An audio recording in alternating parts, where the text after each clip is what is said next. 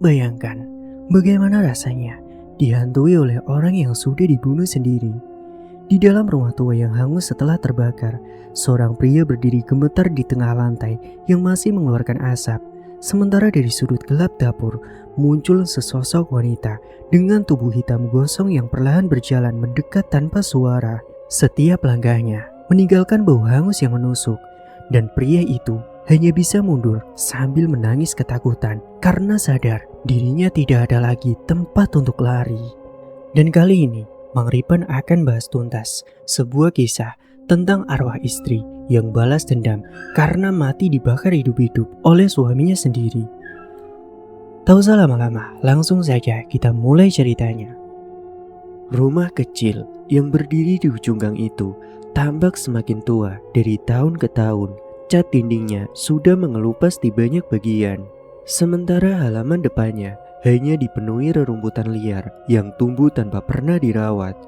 Di dalam rumah itu tinggal 3 orang yang terikat hubungan keluarga, tetapi sudah lama kehilangan kehangatan yang seharusnya ada dalam sebuah rumah tangga. Wendah, seorang wanita berusia 50-an, menghabiskan sebagian besar waktunya di atas kursi roda setelah stroke yang menyerangnya 2 tahun lalu yang melumpuhkan kedua kakinya. Meskipun tubuhnya melemah, pikirannya masih tajam dan suaranya masih jelas. Sementara di sisi lain, ada Nina, putri tunggal mereka yang kini berusia 20 tahun dan bekerja di sebuah pabrik pengolahan makanan di kota sebelah. Sedangkan Toto, yang adalah kepala keluarga yang seharusnya menjadi pelindung dan mencari nafkah, justru menjadi sumber penderitaan terbesar bagi mereka berdua. Pagi itu, udara masih terasa sejuk ketika Nina bersiap berangkat bekerja. Dia mengenakan seragam pabrik yang sudah mulai kusam karena sering dicuci. Matanya tampak lelah akibat kurang tidur. Hampir setiap malam, dia harus memikirkan bagaimana cara memenuhi kebutuhan rumah, membayar listrik, membeli obat untuk ibunya, dan memastikan masih ada makanan untuk hari berikutnya. Semua beban itu jatuh ke pundaknya seorang diri karena ayahnya hampir tidak pernah memberikan uang lagi selama bulan-bulan terakhir. Di ruang tengah, Wenda memperhatikan putrinya dengan tatapan penuh rasa bersalah. Sebagai seorang ibu, hatinya hancur melihat anaknya bekerja begitu keras, sementara dirinya hanya bisa duduk dan bergantung pada bantuan orang lain. "Kamu sarapan dulu, Nak," ucap Wenda pelan. "Nanti saja, Bu. Aku mau makan di kantin pabrik." "Ibu tahu kamu bohong. Dari semalam aja kamu cuma makan mie." Nina memaksakan senyum kecil. "Aku gak apa-apa, Bu." Wenda menghela napas panjang. Dia tahu putrinya hanya berusaha menghemat uang, bahkan untuk dirinya sendiri. Nina sering mengorbankan kebutuhan agar obat-obatan ibunya tetap bisa dibeli. Namun belum sempat percakapan mereka berlanjut, suara pintu kamar terbuka dengan kasar. Toto keluar sambil mengucek matanya. Wajahnya kusut dan matanya merah akibat bergadang semalaman. Bukannya bekerja atau beristirahat dengan layak, hampir setiap malam dia menghabiskan waktu menatap layar ponsel sambil berjudi. Pria itu langsung duduk di kursi plastik dekat meja makan tanpa memperdulikan istri dan anaknya. "Ada kopi nggak?" tanyanya dengan datar. Nina diam. Toto mengulang dengan nada yang lebih keras. "Aku tanya ada kopi nggak?" "Udah habis ya," jawab Nina. "Kenapa habis?" "Karena gak ada uang buat beli lagi." Jawaban itu membuat Toto mendecak kesal. "Alah, kamu ini alasan saja terus." Nina menahan diri. Dia sudah terlalu sering mendengar keluhan semacam itu yang membuatnya kesal. Ayahnya selalu menuntut berbagai hal, sementara dirinya tidak pernah berusaha membantu keadaan keluarga. Toto mengambil ponselnya dan kembali menatap layar. Jemarinya bergerak cepat membuka aplikasi judi yang menjadi candunya selama 2 tahun terakhir. Awalnya dia memang sempat menang beberapa kali. Kemenangan itulah yang membuatnya terlena. Dia mulai percaya bahwa suatu hari dirinya akan memperoleh uang dalam jumlah besar. Namun yang terjadi justru sebaliknya. Tabungan keluarga habis sedikit demi sedikit. Perhiasan milik Wenda pun juga dijual. Bahkan sepeda motor satu-satunya juga digadaikan. Bahkan beberapa kali barang elektronik di rumah ikut lenyap tanpa penjelasan yang jelas. Meski begitu, Toto tidak pernah berhenti. Semakin kalah, semakin besar keinginannya untuk bermain lagi. Baginya, kemenangan besar selalu terasa dekat meskipun kenyataannya tidak pernah datang sekalipun. Setelah Nina berangkat bekerja, suasana rumah kembali sepi. Wenda memandangi suaminya yang masih sibuk menatap layar ponsel. "Mas, kamu gak berangkat kerja lagi hari ini?" tanya Wenda. Toto tidak langsung menjawab. "Nanti. Kemarin juga kamu bilang nanti, Mas." "Ah, kamu ini, gak usah cerewet nambah." Wenda menggigit bibirnya menahan kesal. "Dulu kamu gak begini, Mas. Kamu itu mau ngomong apa sih? Aku cuma mau ngingetin kamu kalau rumah ini masih butuh makan, Mas." Toto meletakkan ponselnya dengan kasar. "Aku juga lagi usaha cari uang." "Usaha apa, Mas? Kamu itu judi setiap hari." Wajah Toto langsung berubah menjadi gelap. "Diam kamu." Wenda tidak melanjutkan perkataannya. Dia tahu suaminya sudah benar-benar berubah menjadi orang yang mudah meledak. Namun jauh di dalam hatinya, rasa takut mulai kalah oleh rasa kecewa yang selama ini sudah menumpuk. Hari demi hari berlalu dengan pola yang sama. Nina bekerja dari pagi hingga sore.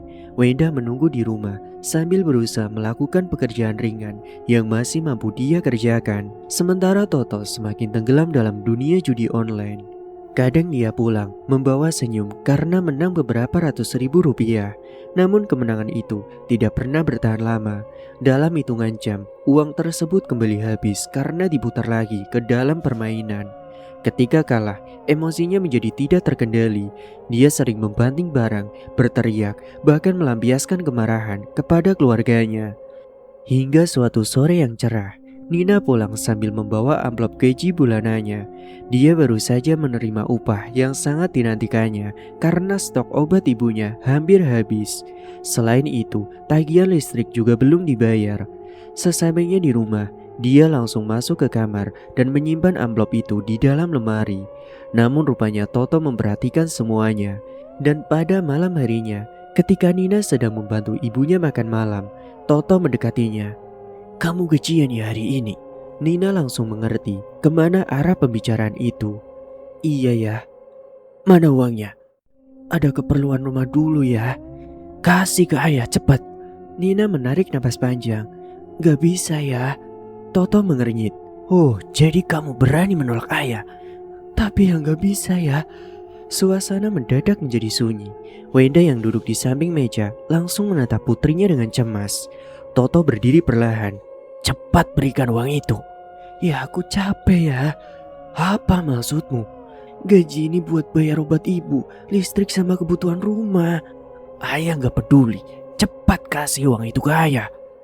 "Kalau aku kasih, besok kita mau makan apa ya?" Pertanyaan itu membuat wajah Toto memerah. "Kamu berani sekali yang ngajarin ayah sekarang." "Bukan ngajarin ya, aku cuma ngomong kenyataan." Toto langsung membanting kursi hingga terjatuh. "Kurang ajar." Nina refleks berdiri. Selama ini dia selalu diam ketika uangnya diambil paksa. Namun malam itu kesabarannya sudah habis. "Ayah yang kurang ajar," bentaknya kala itu. Wenda pun langsung terkejut mendengar suara putrinya. "Ayah lihat, ibu sakit begini gak pernah peduli. Uang habis buat judi terus. Aku kerja tiap hari sampai badan remuk, tapi ya cuma mikirin permainan di HP." Mendengar itu, mata Toto membelalak penuh amarah. Tanpa peringatan, dia melangkah cepat dan menarik kerah baju Nina. "Jadi begini ya, kamu berani melawan ayah?" Nina berusaha melepaskan diri. "Lepasin aku ya." Wenda yang selama ini hanya menjadi saksi akhirnya tidak tahan lagi. Dengan susah payah, dia mendorong kursi rodanya mendekati mereka. "Mas, lepasin anakmu." "Diam kamu, jangan ikut campur." "Nina gak salah, Mas." "Diam." "Mas, sadar, yang salah itu kamu."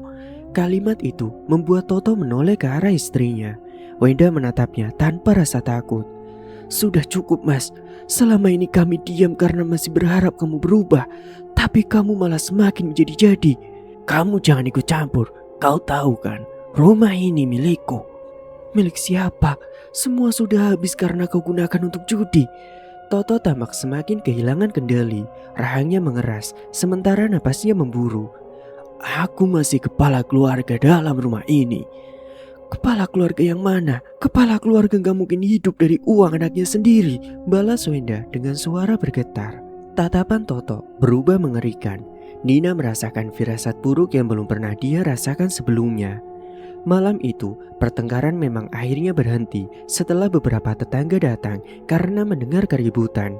Namun tidak ada satupun masalah yang benar-benar selesai. Sebaliknya, kebencian dan kemarahan yang selama ini terpendam justru semakin membesar. Ketika semua orang akhirnya masuk ke kamar masing-masing, Nina masih terjaga di samping ibunya. Dia memandangi wajah ibunya yang tampak sangat lelah. "Aku takut, Bu." Wenda menggenggam tangan putrinya. "Ibu juga, Nak. Gak tahu sampai kapan kita hidup begini." Wenda menatap pintu kamar Toto yang tertutup dengan rapat. Di balik pintu itu, suara ketukan layar ponsel kembali terdengar. Toto ternyata masih berjudi, masih mengejar kemenangan yang tidak pernah datang, masih mempertaruhkan sisa hidup keluarganya sedikit demi sedikit. Dan tanpa disadari siapapun di rumah itu, malam tersebut menjadi awal dari rangkaian tragedi yang jauh lebih mengerikan daripada pertengkaran biasa. Sebab kemarahan, keputusasaan, dan kecanduan yang terus tumbuh di dalam diri Toto perlahan sedang mendorong keluarganya menuju sebuah bencana yang tidak akan pernah dia bisa perbaiki. Singkat waktu, sejak pertengkaran besar malam itu, suasana rumah menjadi semakin dingin. Tidak ada lagi percakapan yang benar-benar normal di antara mereka. Jika Nina sedang berada di rumah, dia lebih memilih menghabiskan waktu di kamar bersama ibunya. Sementara Toto semakin jarang terlihat melakukan pekerjaan apapun. Hampir setiap hari, dia hanya keluar beberapa jam, lalu kembali dengan wajah kusut sambil menatap layar ponselnya tanpa henti. Wenda sebenarnya masih menyimpan harapan kecil bahwa suaminya akan berubah. Namun harapan itu semakin menipis setiap kali dia melihat Toto diam-diam menjual barang-barang yang masih tersisa di rumah. Kadang tabung gas mendadak hilang dan diganti yang lebih kecil. Kadang peralatan dapur lenyap tanpa penjelasan. Bahkan beberapa pakaian milik Nina pernah dijual secara diam-diam hanya untuk mendapatkan uang tambahan untuk top up lagi. Sore itu langit tampak mendung ketika Nina pulang dari pabrik. Tubuhnya terasa pegal setelah bekerja lembur selama beberapa jam. Di atas motornya tergantung 2 kantong besar berisi kebutuhan rumah tangga, beras, minyak goreng, telur, obat-obatan untuk Wenda, dan beberapa kebutuhan lainnya. Dia juga membeli sebotol bensin eceran yang biasanya disimpan sebagai cadangan karena motor tuanya sering kehabisan bahan bakar saat harus berangkat kerja pagi-pagi. Sesampainya di rumah, Nina langsung menurunkan barang-barang belanjaannya. "Bu, aku pulang." Wenda yang sedang duduk di ruang tengah menoleh dan tersenyum tipis. "Nah, kamu kelihatannya capek banget." "Gak apa-apa, Bu." Nina kemudian membawa botol bensin itu ke dapur dan meletakkannya di sudut dekat rak peralatan. Sudah menjadi kebiasaannya menyimpan sedikit bensin cadangan untuk keadaan darurat. Setelah itu dia mulai merapikan belanjaan sambil menghitung sisa uang yang masih dimilikinya. Jumlahnya tidak banyak, bahkan jika ada kebutuhan mendadak, dia tidak yakin bisa menutup semuanya. Sementara itu, di tempat lain, Toto sedang duduk di sebuah warung kecil sambil menatap layar ponselnya dengan wajah pucat. Sejak siang, dia terus bermain judi online menggunakan uang pinjaman dari beberapa temannya. Dia yakin putaran berikutnya akan membalikkan keadaan. Dia yakin keberuntungan akan datang. Dia yakin semua kekalahannya selama ini akan terganti dalam satu malam. Namun seperti biasanya, keyakinan itu kembali menghancurkannya. Angka demi angka di layar terus bergerak. Saldo yang tersisa semakin menipis hingga akhirnya habis sama sekali. Tangan Toto mulai gemetar, matanya membelalak menatap layar kosong. Semua uangnya lenyap dalam waktu singkat. Brengsek! Dia mulai memukul meja dengan keras hingga beberapa pengunjung menoleh. Kepalanya terasa panas, dadanya dipenuhi amarah dan frustasi. Dalam keadaan emosi, Toto membeli minuman keras dari seseorang yang dikenalnya. Dia menegak sebagian isinya di tempat sebelum pulang dengan langkah sempoyongan. Semakin dekat ke rumah, semakin besar pula kemarahannya. Dalam pikirannya, semua kesialan yang menimpanya selalu disebabkan oleh orang lain. Dia menyalahkan keadaan, menyalahkan nasib, bahkan menyalahkan keluarganya sendiri. Ketika pintu rumah dibuka, Nina dan Wenda langsung mencium aroma alkohol yang menyengat. Toto masuk tanpa mengucapkan salam. Wajahnya merah, matanya tampak liar. Nina langsung merasa tidak nyaman. "Ayah mabuk lagi." Toto melemparkan pandangan tajam ke arah Nina. "Diam kamu." Wenda menghela napas panjang. "Mas, kamu minum lagi, Mas." "Bukan urusanmu. Kamu sudah gak punya uang, masih sempat-sempatnya mabuk." Kalimat itu membuat Toto langsung tersulut.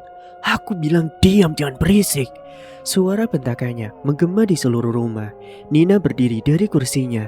"Jangan bentak ibu ya." "Kalau gak suka, keluar kamu dari rumah ini." Nina mengepalkan tangannya. "Rumah ini masih rumah ibu juga ya." Mendengar nama Wenda disebut, wajah Toto justru semakin gelap. Dia berjalan mondar-mandir seperti orang yang kehilangan kendali. Sesekali dia mengacak rambutnya sendiri sambil mengumpat. Keadaan itu membuat suasana rumah semakin tegang. "Ayah kalah lagi kan?" tanya Nina akhirnya. Pertanyaan itu menjadi pemicu yang membuat kemarahan Toto meledak sepenuhnya. "Aku gak butuh ceramah dari anak kecil." "Bukan ceramah ya, aku cuma capek lihat ayah yang gak mau belajar dari kesalahan." Toto menghantam meja hingga gelas di atasnya terjatuh. "Diam kamu." "Enggak, aku sudah muak ya." Wenda yang selama ini mencoba menahan diri akhirnya ikut bicara. "Nina benar, Mas." Toto menoleh cepat. "Apa kamu bilang?" "Nina benar, semua ini karena judi. Rumah kita hancur karena kamu selalu judi, Mas." "Diam kamu." "Tidak, aku sudah terlalu lama untuk diam." Wenda menatap suaminya dengan mata yang mulai berkaca-kaca. "Dulu aku bangga punya suami seperti kamu. Sekarang aku bahkan gak mengenali siapa dirimu."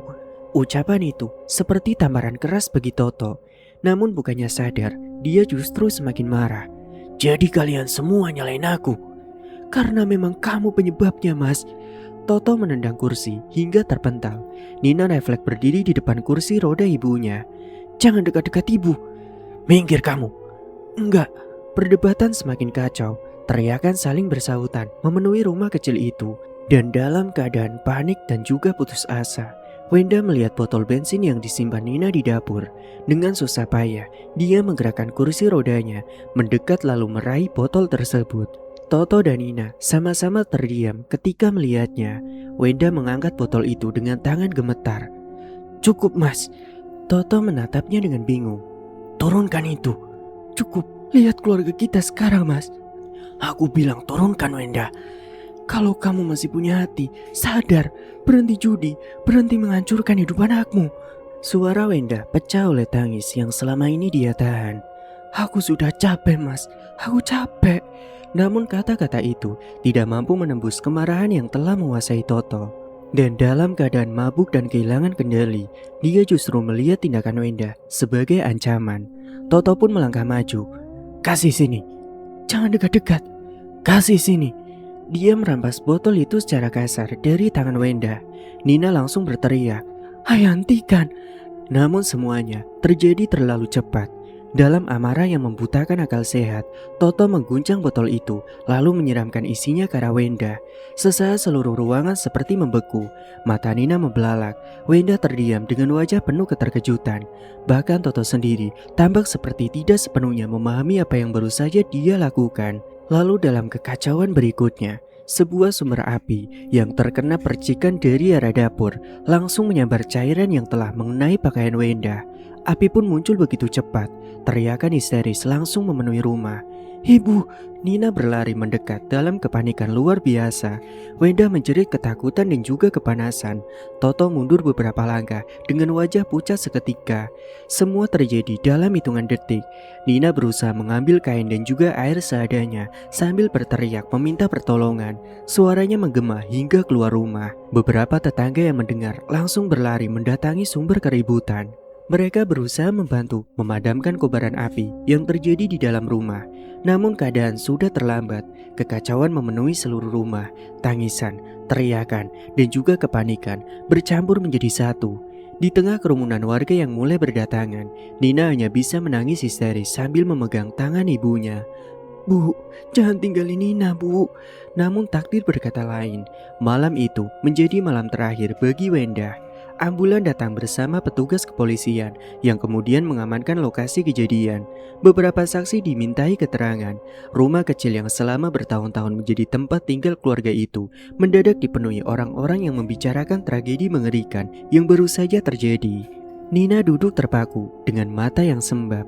Sementara Toto hanya terduduk di sudut rumah seperti orang kehilangan jiwa, entah karena pengaruh alkohol, syok, atau rasa bersalah yang mulai menghantam kesadarannya. Setelah pemeriksaan awal dilakukan, pihak kepolisian menyimpulkan bahwa kejadian tersebut bermula dari pertengkaran rumah tangga yang berujung tragedi. Proses hukum tetap berjalan, tetapi bagi Nina, semua penjelasan itu tidak lagi berarti. Karena apapun hasilnya nanti, satu kenyataan tidak akan pernah berubah. Ibunya telah pergi, dan sejak malam itulah kehidupan mereka berubah selamanya. Sementara sesuatu yang jauh lebih gelap diam-diam mulai menunggu Toto di balik rasa bersalah yang tidak akan pernah bisa dia hapus sepanjang hidupnya. Pemakaman Wenda berlangsung sederhana dan muram. Langit seolah ikut berduka dengan awan kelabu yang menggantung sejak pagi. Tidak banyak orang yang berbicara selama prosesi berlangsung. Para tetangga hanya saling bertukar pandang, sementara bisikan-bisikan kecil mengenai tragedi yang terjadi beberapa hari sebelumnya terus terdengar di antara kerumunan. Semua orang tahu rumah tangga keluarga itu sudah lama bermasalah. Semua orang tahu Toto kecanduan judi. Namun tidak seorang pun menyangka semuanya akan berakhir dengan kematian yang begitu mengenaskan. Nina berdiri di dekat makam ibunya dengan wajah pucat dan mata bengkak akibat terlalu banyak menangis. Sejak malam kejadian itu, dia hampir tidak pernah berbicara kepada Toto. Bahkan ketika pria itu beberapa kali mencoba mendekat, Nina selalu menjauh seolah melihat orang asing yang tidak dikenalinya. Setelah para pelayat mulai pulang, Nina akhirnya berdiri di hadapan ayahnya untuk pertama kalinya. Wajah gadis itu tampak dingin, tatapannya kosong. Tidak ada lagi rasa hormat yang dulu selalu dia miliki. "Aku akan pergi." Toto yang saat itu duduk di bawah pohon langsung mengangkat kepala. "Apa maksudmu? Aku akan pergi keluar kota." "Nina, aku gak punya ayah lagi." Kalimat itu menghantam Toto jauh lebih keras daripada bentakan apapun. "Aku masih ayahmu, nak." Nina tertawa kecil, namun tawa itu terdengar lebih menyakitkan daripada tangisan. "Ayahku meninggal malam itu bersama ibu." "Nina, dengarkan dulu. Aku sudah terlalu lama mendengarkan. Aku sudah capek. Dan ingat, aku tidak akan kembali sekalipun." Setelah mengucapkan kalimat itu, Nina berbalik meninggalkan area pemakaman tanpa menoleh lagi. Toto hanya bisa memandang punggung putrinya yang semakin menjauh hingga akhirnya menghilang dari pandangan. Untuk pertama kalinya dalam hidupnya, dia benar-benar sendirian. Hari-hari berikutnya terasa aneh bagi Toto. Rumah yang biasanya dipenuhi suara kursi roda Wenda atau langkah kaki Nina kini berubah menjadi tempat yang sunyi. Tidak ada lagi yang mengomelinya saat bermain judi. Tidak ada lagi yang menegurnya ketika pulang larut malam. Tidak ada lagi yang menolak saat dia ingin melakukan apapun. Pada awalnya, dia justru merasa lega. Tidak ada tekanan, tidak ada pertengkaran, tidak ada tuntutan.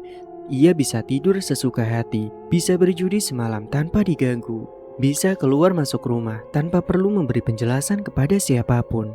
Namun perasaan lega itu tidak bertahan lama, sebab semakin sunyi rumah itu, semakin keras suara pikirannya sendiri. Pada malam ketiga setelah Nina pergi, Toto sedang duduk sendirian di ruang tengah sambil menatap layar ponselnya. Dia kembali mencoba berjudi menggunakan sisa uang yang dimilikinya. Meski tragedi yang menimpa keluarganya masih sangat baru, kecanduannya ternyata belum juga hilang. Jarum jam menunjukkan pukul 11 malam ketika tiba-tiba dia mencium sesuatu. Bau gosong. Awalnya dia mengira berasal dari luar rumah. Mungkin ada kabel yang terbakar, mungkin ada tetangga yang membakar sampah. Namun semakin lama, aroma itu justru semakin kuat. Toto pun mulai mengerenyit. Dia berdiri lalu memeriksa dapur. Tidak ada apa-apa. Kompor mati, tidak ada asap, tidak ada sumber api. Namun bau gosong itu tetap ada. Anehnya, aroma tersebut terasa sangat mirip dengan malam ketika Wenda meninggal. Pikiran itu mulai membuat bulu kuduknya meremang. Dengan cepat dia kembali ke ruang tengah dan mencoba melupakan perasaannya. Mungkin aku cuma halusinasi. Ia berusaha meyakinkan dirinya sendiri. Namun malam itu, untuk pertama kalinya sejak kematian istrinya, Toto tidak bisa tidur dengan nyenyak. Setiap kali memejamkan mata, wajah istrinya selalu muncul. Bukan wajah Wenda yang dulu, melainkan wajahnya pada malam terakhir. Penuh penderitaan, penuh ketakutan, penuh luka. Toto pun terbangun berkali-kali hingga menjelang subuh. Dan keesokan harinya, keadaan kembali terlihat normal. Matahari bersinar, tetangga beraktivitas seperti biasa, tidak ada kejadian aneh. Namun saat malam datang, gangguan itu muncul kembali. Kali ini lebih jelas, sekitar pukul 1 dini hari, Toto terbangun karena mendengar suara benda jatuh dari arah dapur. Brak! Dia langsung duduk di tempat tidur, jantungnya berdegup kencang. Suara itu terdengar sangat nyata. Dengan langkah pelan, dia pun keluar kamar. Rumah sangat gelap, sepi, hanya ada cahaya lampu jalan yang masuk melalui jendela. Toto berjalan menuju dapur, dan di sanalah dia menemukan sebuah piring yang sebelumnya berada di rak, kini tergeletak pecah di lantai. Dia menatap sekeliling. Tidak ada siapa-siapa, tidak ada tikus, tidak ada kucing, tidak ada penyebab yang sangat masuk akal. Kurang ajar, gumamnya pelan. Dia mencoba mengabaikannya lagi. Namun saat hendak kembali ke kamar, matanya menangkap sesuatu. Sesosok bayangan berdiri di ujung dapur. Hanya sesaat, sangat cepat, namun cukup jelas untuk membuat tubuhnya membeku. Toto langsung menoleh. Namun anehnya, kosong, tidak ada apa-apa. Dia buru-buru menyalakan lampu. Dapur pun kembali terlihat seperti biasa. Tetapi sejak saat itu, rasa takut mulai tumbuh di dalam dirinya. Malam-malam berikutnya menjadi semakin buruk. Bau gosong kini muncul hampir setiap malam. Kadang berasal dari kamar, kadang dari ruang tengah, kadang dari dapur. Tidak pernah ada sumbernya, namun selalu ada. Seolah sesuatu sedang berjalan mengelilingi rumah sambil membawa aroma kematian. Bukan hanya itu, barang-barang mulai berpindah tempat. Gelas yang ditaruh di meja mendadak berada di dapur. Kursi yang semula menghadap televisi tiba-tiba menghadap ke jendela. Lemari yang tertutup mendadak terbuka sendiri. Awalnya Toto mencoba mencari penjelasan yang logis. Namun semakin lama, semua kejadian itu semakin sulit dijelaskan. Hingga suatu malam, gangguan tersebut akhirnya menunjukkan wujudnya. Malam itu hujan turun deras, angin berembus melalui celah-celah jendela tua yang sudah lapuk. Toto sedang berjalan menuju dapur untuk mengambil air minum ketika langkahnya mendadak terhenti. Di dekat rak tempat Tina dulu menyimpan bensin cadangan, berdiri seorang perempuan. Tubuhnya diam, membelakangi Toto. Rambutnya panjang dan kusut, kulitnya hitam hangus seperti arang. Pakaian yang melekat di tubuhnya tampak gosong dan juga robek di beberapa bagian. Toto membeku, gelas yang dipegangnya terjatuh. Suara pecahan kaca langsung menggema. Sosok perempuan itu perlahan menoleh. Dan saat itulah Toto melihat wajahnya. Wajah yang tidak mungkin dia lupakan. Wajah Wenda, namun dalam kondisi mengerikan. Kulitnya penuh bekas luka bakar. Sebagian rambutnya seperti sudah hangus. Matanya memandang lurus ke arah Toto tanpa berkedip. Toto menjerit dan mundur beberapa langkah hingga terjatuh. Saat dia berkedip, sosok itu mendadak menghilang. Dapur pun kembali kosong. Namun bau gosong yang sangat menyengat masih memenuhi ruangan. Malam itu Toto tidak bisa tidur sama sekali. Dia duduk di ruang tengah sambil memegang sebilah pisau dapur. Keringat dingin membasahi seluruh tubuhnya. Pikirannya kacau. Dia terus meyakinkan dirinya bahwa apa yang dilihatnya hanyalah halusinasi. Tetapi semakin dia mencoba menyangkal, semakin jelas bayangan wajah Wenda muncul di kepalanya. Sejak malam tersebut, kehidupan Toto mulai berubah menjadi mimpi buruk yang tidak pernah berakhir. Dia sering mendengar suara kursi roda bergerak sendiri di tengah malam, padahal kursi roda itu sudah lama disimpan di gudang. Kadang terdengar suara seorang menangis dari arah dapur. Kadang terdengar suara napas berat di belakangnya saat dia sedang sendirian. Bahkan beberapa kali, dia merasa seperti ada yang berdiri memperhatikannya ketika sedang berjudi. Akibatnya Toto mulai kehilangan tidur yang normal. Matanya menjadi cekung, tubuhnya semakin kurus, emosinya tidak stabil. Dan yang paling mengerikan, sosok perempuan hangus itu kini mulai muncul lebih sering daripada sebelumnya. Kadang berdiri di dekat pintu kamar, kadang terlihat sekilas di balik jendela, kadang muncul di cermin sebelum menghilang beberapa detik kemudian. Setiap kali melihatnya, rasa bersalah yang selama ini berusaha dia kubur kembali muncul dengan penuh kekuatan yang lebih besar. Toto mulai menyadari satu hal yang tidak pernah dia akui. Mungkin Wendah memang belum pergi. Mungkin istrinya masih berada di dalam rumah itu. Dan mungkin semua yang baru saja dimulai hanyalah awal dari teror yang jauh lebih mengerikan daripada yang mampu dia bayangkan. Sejak malam ketika dia melihat sosok Wenda berdiri di dapur dalam keadaan hangus terbakar, kehidupan Toto berubah menjadi rangkaian hari yang dipenuhi ketakutan. Dia masih berusaha meyakinkan dirinya bahwa semua itu hanyalah halusinasi yang muncul akibat tekanan batin dan rasa bersalah. Namun semakin keras dia mencoba menyangkal, semakin sering kejadian-kejadian aneh muncul di sekelilingnya. Rumah yang dulu terasa biasa, kini berubah menjadi tempat yang selalu membuatnya gelisah. Setiap sudut ruangan menyimpan kenangan tentang Wenda. Kursi kosong di ruang tengah mengingatkannya pada tempat istrinya biasa duduk. Dapur mengingatkannya pada malam terakhir yang merenggut nyawa perempuan itu. Bahkan suara angin yang masuk melalui celah jendela sering terdengar seperti bisikan seseorang yang sedang memanggil namanya dari kejauhan. Awalnya sosok Wenda hanya muncul sesekali, kadang terlihat sekilas, sebelum menghilang saat Toto menoleh. Kadang tampak berdiri di halaman rumah pada tengah malam ketika hujan turun. Namun semakin hari, kemunculannya menjadi semakin sering dan semakin jelas. Tidak lagi hanya berupa bayangan samar. Beberapa kali Toto melihat sosok itu berdiri diam beberapa meter darinya dengan tubuh hangus yang masih mengeluarkan asap tipis. Rambutnya terlihat kusut dan sebagiannya seperti terbakar. Kulitnya menghitam penuh bekas luka, sementara matanya selalu menatap lurus ke arah Toto tanpa berkedip sedikit pun. Suatu malam, Toto sedang duduk di ruang tengah sambil mencoba bermain judi online seperti biasa. Selama bertahun-tahun, perjudian selalu menjadi tempat pelariannya setiap kali menghadapi masalah. Saat sedang kesal, dia berjudi. Saat sedang sedih, dia berjudi. Saat membutuhkan uang, dia berjudi. Namun kali ini, perasaan yang muncul berbeda. Tidak ada lagi sensasi atau harapan kemenangan yang dulu membuatnya ketagihan. Jarinya memang masih bergerak di atas layar ponsel, tetapi pikirannya terus dihantui bayangan dari wajah almarhumah istrinya. Saat dia sedang menatap layar, tiba-tiba terdengar suara kursi bergeser dari arah dapur. Suara itu panjang dan jelas. Toto langsung mengangkat kepala. Rumah sedang kosong, tidak mungkin ada orang lain di dalam. Jantungnya mulai berdebar lebih cepat ketika suara itu kembali terdengar. Seolah seorang sedang menarik kursi perlahan di atas lantai. Dengan langkah ragu-ragu, dia berjalan menuju dapur. Namun sesampainya di sana, tidak ada apa-apa. Semua kursi masih berada di tempatnya. Tidak ada orang, tidak ada hewan, tidak ada penyebab yang masuk akal. Tetapi saat dia hendak berbalik, aroma gosong yang sangat menyengat tiba-tiba memenuhi hidungnya.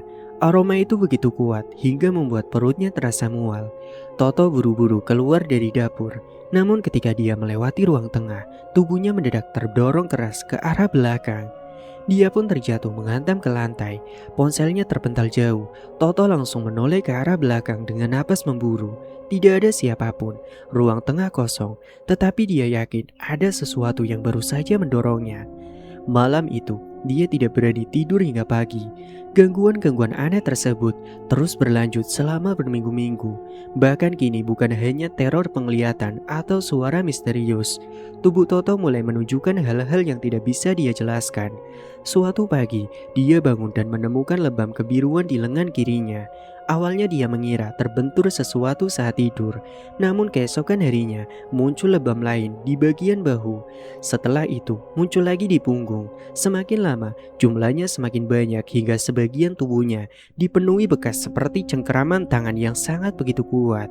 Toto mulai panik. Dia mencoba mencari penjelasan logis. Mungkin karena kurang tidur, atau mungkin karena terjatuh, atau mungkin karena penyakit tertentu.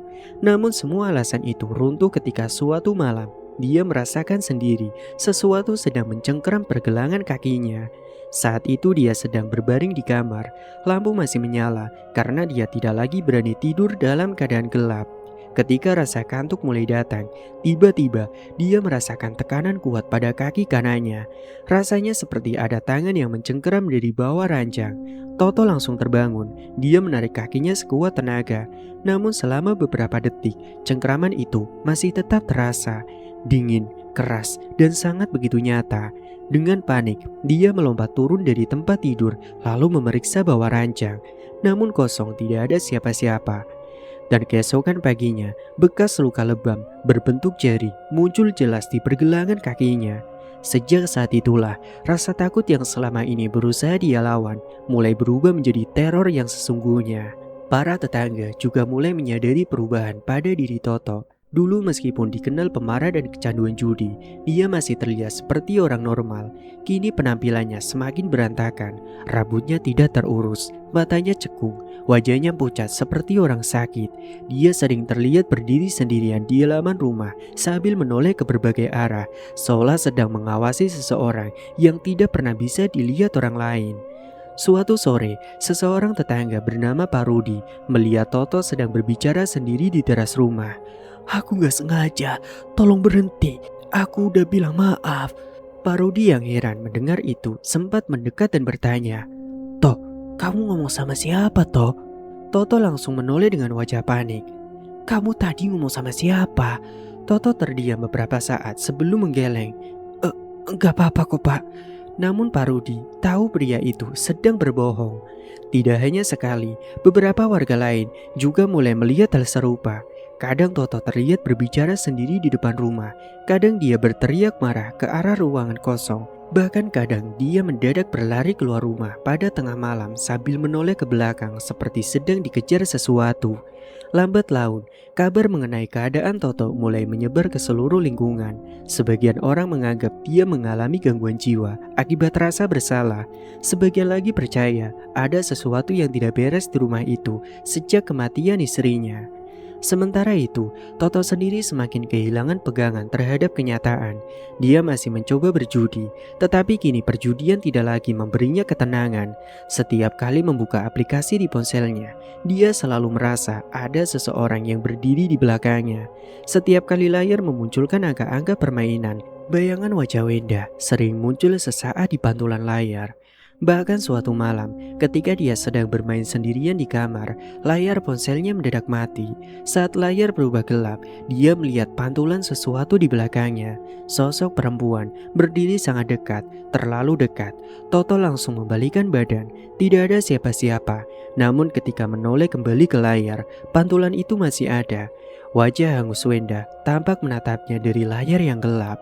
Toto pun menjerit dan langsung melempar ponselnya hingga menghantam dinding. Sejak malam itu, kemunculan sosok Wenda menjadi semakin berani. Jika sebelumnya hanya terlihat dari kejauhan, kini dia sering muncul beberapa langkah dari Toto. Kadang berdiri di depan pintu kamar ketika Toto terbangun tengah malam. Kadang duduk diam di kursi ruang tengah yang dulu biasa ditempati semasa hidupnya. Kadang juga muncul di belakang jendela saat hujan sudah turun. Dengan wajah hangus yang tampak lebih mengerikan setiap kali terlihat. Yang paling membuat Toto kehilangan keberanian adalah tatapan mata sosok itu. Tidak ada amarah yang meledak, tidak ada teriakan, tidak ada ancaman, hanya tatapan panjang yang dingin dan dipenuhi penderitaan. Tatapan yang membuat Toto terus mengingat malam ketika semuanya terjadi. Malam ketika Wenda memohon agar dia berubah. Malam ketika Nina menangis ketakutan. Malam ketika kemarahan dan kecanduan telah menghancurkan keluarganya sendiri. Pada akhirnya, setelah berbulan-bulan berusaha menyangkal, Toto tidak mampu lagi berbohong kepada dirinya sendiri. Terlalu banyak kejadian yang tidak bisa dijelaskan, terlalu banyak luka yang muncul tanpa sebab, terlalu banyak penampakan yang terus menghantuinya sejak siang dan malam. Untuk pertama kalinya, dia mulai percaya bahwa Wenda benar-benar belum pergi. Sebuah pikiran mengerikan muncul di benaknya. Mungkin arwah istrinya memang datang kembali. Mungkin semua teror itu bukan sekedar rasa bersalah. Dan mungkin perempuan yang telah dia bunuh dengan tangannya sendiri kini sedang menunggu saat yang tepat untuk membalas seluruh penderitaan yang pernah dia berikan semasa hidupnya. Pikiran itu terus menghantui Toto setiap jam, setiap menit, bahkan setiap detik dalam hidupnya. Jika dulu dia masih berusaha mencari alasan logis atas semua kejadian aneh yang dialaminya, kini semua penyangkalan itu perlahan runtuh. Rasa takut telah mengambil alih seluruh hidupnya. Rumah yang selama bertahun-tahun menjadi tempat tinggalnya, kini berubah menjadi tempat yang paling ingin dia hindari, sekaligus tempat yang tidak mampu dia tinggalkan. Kemanapun dia pergi, bayangan Wenda selalu kembali muncul. Namun ketika dia berada di rumah, teror itu terasa jauh lebih dekat, jauh lebih nyata, dan jauh lebih mengerikan. Hari-hari Toto kini dihabiskan dalam keadaan waspada tanpa henti. Dia jarang tidur lebih dari 1 atau 2 jam. Tubuhnya semakin kurus, matanya semakin cekung, dan wajahnya tampak seperti orang yang sudah bertahun-tahun menderita penyakit berat. Tetangganya yang sesekali melihatnya bahkan sering terkejut karena perubahan penampilannya yang sangat drastis. Rambutnya tumbuh panjang tidak terurus, kumis dan janggut tipis memenuhi wajahnya. Pakaiannya kusut dan kotor. Dia tidak lagi peduli dengan penampilannya karena seluruh pikirannya hanya dipenuhi satu hal, yaitu bagaimana caranya bertahan dari teror yang terus datang setiap malam. Dia mulai mengunci semua pintu dan jendela sejak sore hari.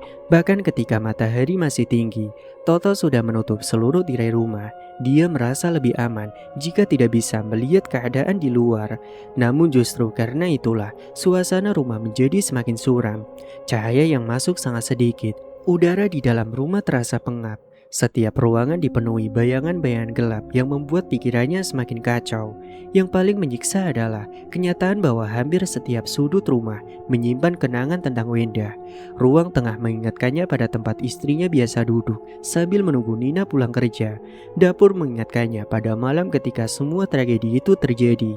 Bahkan kamar yang dulu mereka tempati bersama kini terasa seperti tempat asing yang membuat bulu kuduknya meremang setiap kali masuk ke dalamnya. Suatu malam, saat Toto sedang mencuci muka di kamar mandi, dia tanpa sengaja menatap ke cermin yang tergantung di atas wastafel. Awalnya tidak ada yang aneh, dia hanya melihat pantulan wajahnya sendiri yang tampak semakin menyeramkan karena kurang tidur dan dipenuhi rasa takut. Namun ketika dia menundukkan kepala untuk mengambil handuk lalu kembali melihat ke cermin, tubuhnya langsung membeku. Di belakang pantulan dirinya berdiri seorang perempuan. Tubuh perempuan itu hitam hangus, rambutnya kusut, sebagian kulit wajahnya tampak rusak dan dipenuhi bekas luka, dan mata kosong itu sedang menatap lurus ke arahnya. Toto langsung membalikan badan, tidak ada siapa-siapa, kamar mandi kosong. Namun saat dia kembali menoleh ke cermin, pantulan perempuan itu masih ada, berdiri diam, tidak bergerak, tidak berkedip, seolah memang sedang menunggunya. Toto pun menjerit sambil memukul cermin hingga pecah berkeping-keping. Pecahan kaca berjatuhan ke lantai, tangannya terluka, darah mengalir dari beberapa jarinya. Namun rasa sakit itu tidak seberapa dibandingkan ketakutan yang sedang menghancurkan pikirannya. Gangguan-gangguan semacam itu kini terjadi hampir setiap hari. Jika dia melihat ke jendela saat malam, sosok Wenda sering tampak berdiri di luar rumah meskipun hujan sedang turun deras. Kadang perempuan itu hanya berdiri diam di bawah kegelapan. Kadang wajahnya muncul tiba-tiba di balik kaca sebelum menghilang beberapa detik kemudian. Beberapa kali Toto bahkan melihat sosok itu berdiri di dalam kamar saat dia terbangun tengah malam. Ketika lampu dinyalakan, ruangan kembali kosong, namun aroma gosong yang menyengat selalu tertinggal seolah menjadi bukti bahwa apa yang dilihatnya bukan sekedar mimpi. Karena sudah tidak sanggup menanggung semua itu sendirian, Toto akhirnya mencoba mencari bantuan. Suatu sore dia mendatangi seorang pria tua yang dikenal warga sekitar sebagai orang pintar. Dengan wajah pucat dan tubuh gemetar, Toto menceritakan semua kejadian yang dialaminya selama beberapa bulan terakhir. Pria tua itu mendengarkan dengan tenang. Sesekali dia mengangguk, sesekali dia menghela napas panjang. Setelah mendengar seluruh cerita, dia memandang Toto cukup lama sebelum akhirnya berbicara. "Kamu menyimpan rasa bersalah yang sangat besar." Toto langsung mengangguk. "Apa yang harus saya lakukan?" "Kalau memang ada sesuatu yang datang karena kematian seseorang, kamu harus meminta maaf dengan tulus." "Tapi saya sudah meminta maaf." "Bukan dengan mulut. Maksudnya, kamu harus benar-benar menyesal." Perkataan itu membuat Toto terdiam. Pria tua tersebut kemudian memberikan beberapa petunjuk sederhana dan menyuruhnya memperbanyak doa serta memperbaiki hidupnya. Namun semua usaha itu tidak membawa perubahan. Malam setelah pertemuan itu justru menjadi salah satu malam terburuk yang pernah dialami oleh Toto. Saat dia sedang duduk sendirian di ruang tengah, seluruh lampu rumah tiba-tiba padam secara bersamaan. Kegelapan langsung menyelimuti setiap sudut rumah. Toto panik, dia segera mencari senter. Namun sebelum sempat menemukannya, terdengar suara langkah kaki dari arah lorong. Langkah itu terdengar lambat, seolah seseorang sedang berjalan mendekatinya. Toto menahan napas, suara itu semakin dekat, kemudian berhenti tepat di depan ruang tengah. Dalam kegelapan total, Toto dapat mencium aroma gosong yang sangat kuat, jauh lebih kuat dibandingkan sebelumnya. Seolah sesuatu yang terbakar sedang berdiri hanya beberapa langkah darinya. Tangannya mulai gemetar hebat. "Tolong," gumamnya pelan. Tidak ada jawaban. Namun beberapa detik kemudian, sesuatu menyentuh bahunya. Sentuhan itu dingin, sangat dingin. Toto langsung menjerit dan berlari keluar rumah tanpa memperdulikan apapun. Malam itu dia duduk di pinggir jalan hingga pagi karena terlalu takut untuk masuk ke dalam rumah. Dan sejak kejadian itu, gangguan yang dialaminya berubah menjadi semakin brutal. Bukan lagi sekedar penampakan atau suara misterius. Beberapa kali dia merasa tubuhnya didorong saat sedang berjalan. Pernah suatu malam, kursi di ruang tengah meluncur sendiri dan menghantam kakinya. Di kesempatan lain, sebuah gelas terlempar dari meja dan pecah tepat di samping kepalanya. Bekas lebam yang dulu hanya muncul sesekali, kini semakin banyak. Kadang dia terbangun dengan goresan panjang di lengan, kadang ada bekas cengkraman di lehernya. Semua itu membuat pikirannya semakin hancur. Lama-kelamaan, Toto mulai kesulitan membedakan mana yang nyata dan mana yang tidak. Dia sering melihat bayangan Wenda di siang hari. Kadang saat berjalan ke dapur, dia merasa melihat sosok istrinya duduk di ruang tengah. Ketika diperhatikan lebih lama, ternyata tidak ada siapa-siapa. Namun beberapa menit kemudian, sosok itu muncul lagi di tempat lain. Keadaan itu membuatnya kehilangan kemampuan untuk berpikir jernih. Dia tidak lagi percaya pada penglihatannya sendiri. Dia tidak percaya pada suara yang didengarnya. Bahkan terkadang dia meragukan apakah dirinya masih waras atau tidak. Dalam kondisi mental yang semakin rusak, sebuah pemikiran berbahaya mulai tumbuh di kepalanya. Awalnya hanya muncul sesaat, namun semakin lama keyakinan itu semakin kuat. Dia mulai percaya bahwa semua teror ini berasal dari sosok Wenda yang terus datang menghantuinya. Dan jika sumbernya adalah Wenda, maka satu-satunya cara menghentikannya adalah menghancurkan sosok itu. Pikiran tersebut terdengar tidak masuk akal, namun bagi Toto yang sudah kehilangan kewarasan, ide itu justru terasa masuk akal. Dia mulai mengingat malam ketika Wenda meninggal, dia mengingat api, dia mulai mengingat bensin, dan perlahan-lahan muncul keyakinan mengerikan bahwa api yang dulu mengakhiri hidup Wenda juga bisa digunakan untuk mengakhiri teror yang sedang dialaminya sekarang. Malam demi malam, pikiran itu terus tumbuh seperti racun di benaknya. Hingga pada akhirnya, Toto benar-benar percaya bahwa jika nanti sosok perempuan hangus itu muncul lagi di hadapannya, dia akan membakarnya tanpa ragu. Dia tidak menyadari bahwa keputusan tersebut justru sedang membawanya menuju akhir yang jauh lebih mengerikan daripada semua teror yang pernah dia alami selama ini. Karena di balik setiap kemunculan sosok Wenda, sesuatu seolah sedang menggiringnya perlahan menuju sebuah malam terakhir yang tragis yang tidak akan memberinya kesempatan untuk melarikan diri. Singkat waktu, malam itu datang tanpa hujan, tanpa angin, dan tanpa suara dari luar rumah. Namun bagi Toto, malam tersebut terasa berbeda sejak awal. Udara di dalam rumah seperti lebih dingin daripada biasanya, dan aroma gosong yang selama ini hanya datang sesekali, kini terasa menetap, seolah tidak lagi ingin pergi dari tempat itu. Dia duduk di ruang tengah dengan tatapan kosong, memegang botol bensin yang sudah dia siapkan sejak lama. Sejak pikiran itu menguasai kepalanya, dia tidak lagi bisa berpikir jernih. Baginya semua penderitaan yang dia alami hanya memiliki satu sumber, yaitu sosok Wenda yang terus datang menghantuinya. Dia sudah tidak peduli lagi apakah itu benar-benar arwah istrinya atau hanya kegilaan dalam pikirannya sendiri. Yang dia tahu, semua ini harus diakhiri malam itu juga. Jam menunjukkan hampir tengah malam ketika lampu rumah tiba-tiba berkedip. Sekilas Toto sempat terdiam. Dalam kegelapan yang bergantian terang dan juga gelap itu, dia melihat sesuatu berdiri di ujung ruang tengah. Sosok perempuan itu tidak bergerak, namun kehadirannya sangat jelas. Tubuhnya hangus seperti terbakar, rambutnya kusut, dan wajahnya yang rusak tetap menatap lurus ke arahnya tanpa ekspresi.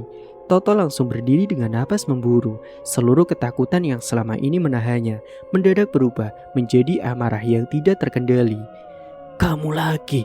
Suaranya bergetar antara takut dan marah. Sosok itu tidak menjawab, tidak ada suara, tidak ada gerakan, hanya tatapan kosong yang terasa menembus kepalanya.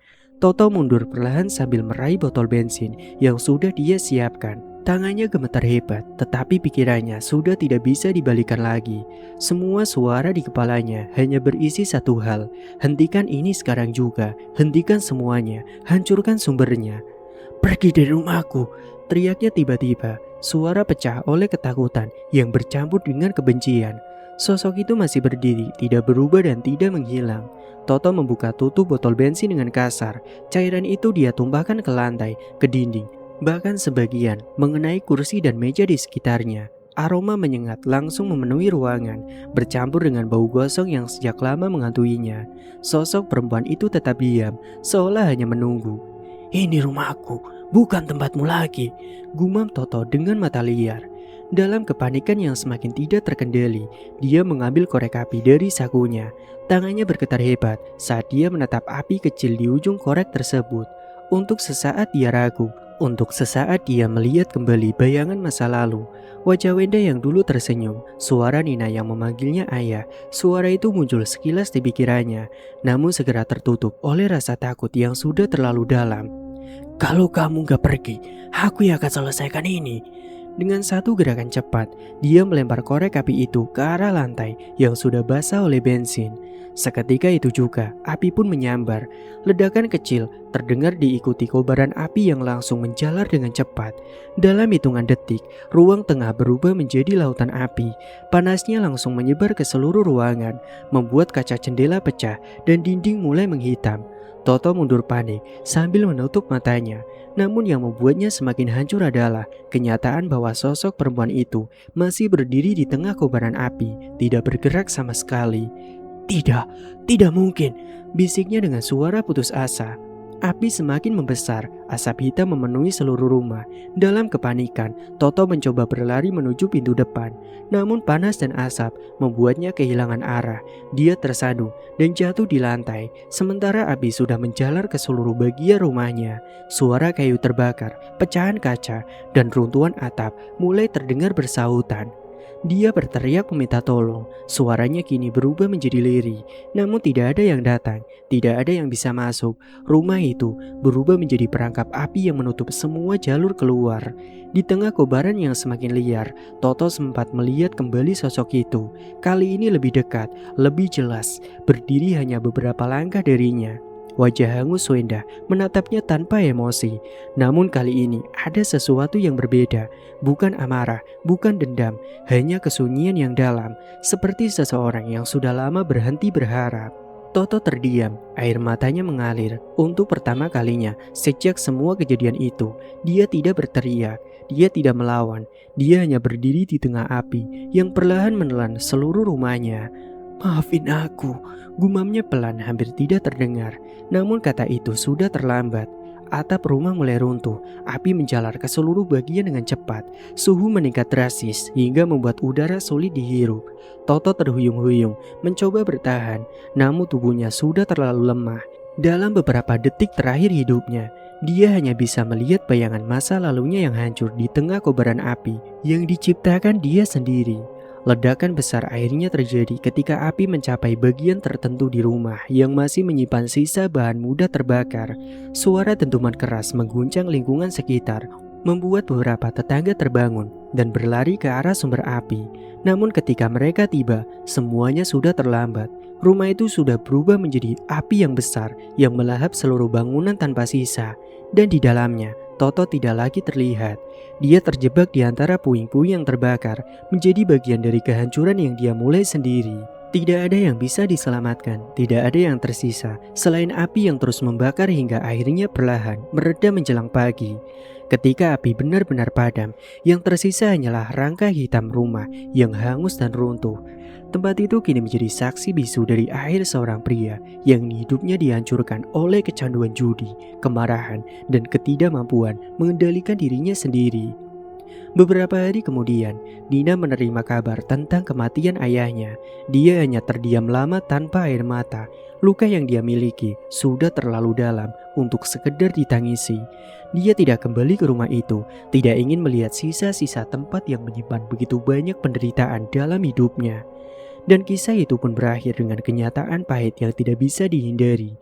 Judi online telah menghancurkan seluruh keluarga, merusak akal sehat seorang ayah, dan membawa petaka yang merenggut nyawa orang-orang yang seharusnya dilindungi. Tidak ada kemenangan dalam kecanduan, tidak ada akhir bahagia dalam kehancuran yang dibiarkan tumbuh tanpa kendali. Semua hanya tersisa menjadi abu bersama rumah yang kini hanya tinggal kenangan gelap yang tidak akan pernah kembali.